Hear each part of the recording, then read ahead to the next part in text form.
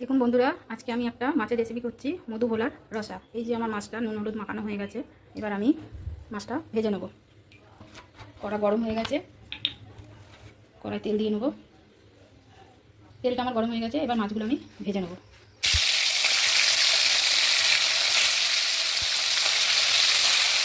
দেখুন বন্ধুরা, মাছটা আমার ভালো করে ভাজা হয়ে গেছে, লাল লাল করে। এবার আমি মাছটা উঠিয়ে নেব। দেখুন বন্ধুরা, মাছগুলো আমার সব ভাজা হয়ে গেছে। এবার আমি এই তেলের মধ্যেই, মাছ ভাজা তেলের মধ্যে দিয়ে দেবো একটু কালো জিরে ফোড়নে। এবার দেবো এর মধ্যে পেঁয়াজ, স্লাইস করে কাটা মোটা মোটা করে পেঁয়াজ দিয়ে দেবো। এবার দেবো আলু, তারপরে দেবো স্লাইস করে কাটা আলু আর স্লাইস করে কাটা বেগুন, ভাজা করে নেবো। এবার আমি কিছু মশলা মাছে দেওয়ার জন্য রেডি করে নেবো। প্রথমে দেবো লঙ্কার গুঁড়ো, অল্প করে দেবো একটু হলুদ গুঁড়ো,